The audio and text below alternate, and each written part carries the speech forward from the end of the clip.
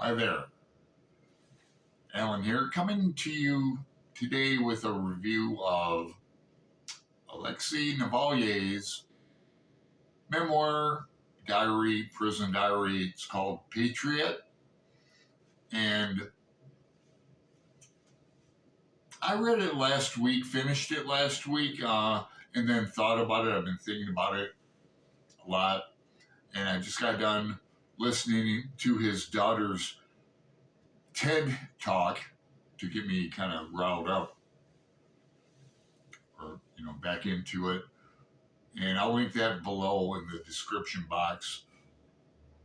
It's it really affected me. Really makes me think.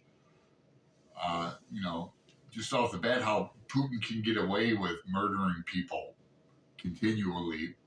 You know, you might remember Alexei getting poisoned on a plane back in 2022.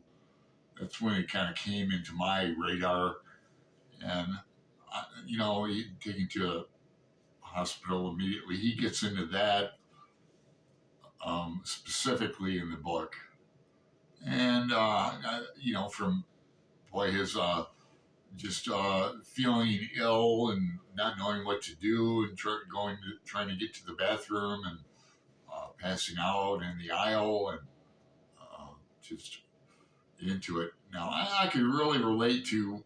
I don't want to bring this around to me and compare like my experience to his in any way except for this. I did experience solitary confinement in a prison. I wasn't in like the maximum security. I started out at the minimum. Got in trouble. Went to the hole, as they call it. The hole in Florence, Arizona, for men was the female death row. So I might pepper this review with experiences from that, because Lex, he went back to Moscow. He went back. He was free in America, and his lovely wife. She went on interviews after his death. By the way, the TED Talk is while he was alive, from his daughter Dasha. Very very moving. But there's from his wife. She did the tours of like The View, and she was on Stephen Colbert, and she's taking up the mantle. Getting back to the book, she's just they were so tight, knew each other from they met when they were 21. Why did he go back to Russia, to Moscow?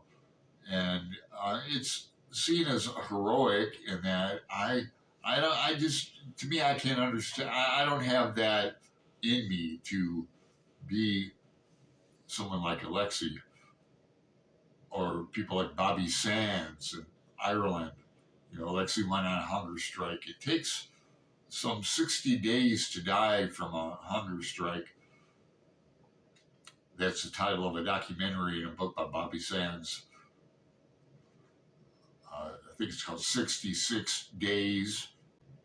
He starts out, Alexei, in like his prison cell has a TV, has a kitchen.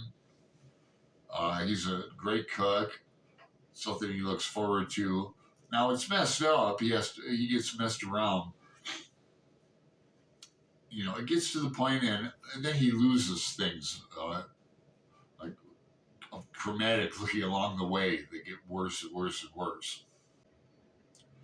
So he gets used to the good life. He reads newspapers. He receives letters. He's got a team of lawyers. So he's connected still. Take little things away as it goes along. A lot of things away. So like he's like doing.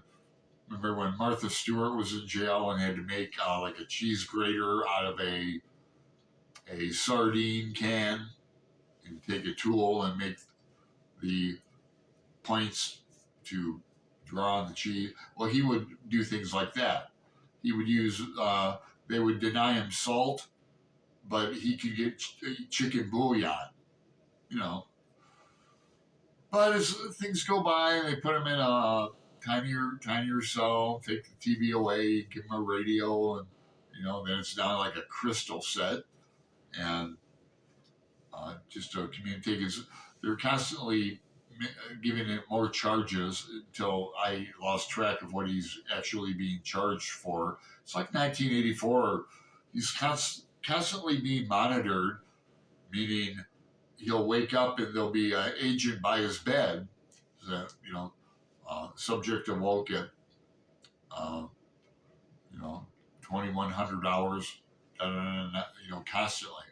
He would be taken to court and would have to like sign a document, and then the next day he would be charged with taking his hands from behind his back for a total of 8 seconds. And that, and it's monitored. Just BS like that to the extreme. They poisoned him again. He would get out for exercise. They take you from a cage, from a cell into another cage. To take a shower, I remember this, you have to put your hands behind a brick-sized hole in the door, and they handcuff you, and you can't look at the guards. If they do, they'll slam you to the floor, walking down the stairs. To communicate with other prisoners, you do kites, where you tie a string from your sheet, get a big, make a little twisty little rope, tie it on to the end of an empty toothpaste container, then tie whatever, some coffee, a note, half a book. You get a John Grisham book, you're highly in luck. But you have to tear it into sections to get it under the steel door. So then you throw it like a kite, and you get really excellent at targeting people's doors. Communicating with others, you're on a 2-level. We didn't get TVs in the hole where I went. It's quite maddening, to keep yourself entertained. And then I listened to this book on audio through the Libby app.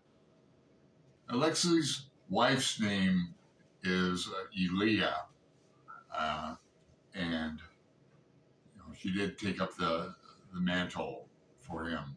Luckily, she's a powerful person in her own right. She has to be. I mean, she puts on a brave face for the camera, but it's. She longs to go home. It's her home, Moscow. I'm still thinking about the book. You can tell. Highly recommended. In the age of Trump, Trump just loves Putin, doesn't he? I think he's a war pig. So yeah, it's difficult for me to review, and for some reason, some books like Patriot, other specific novels, but I do recommend you read it. He's got a great sense of humor, highly intelligent. How could I forget? He loves classic English and American novels. He loves Russian novels too. As do I. So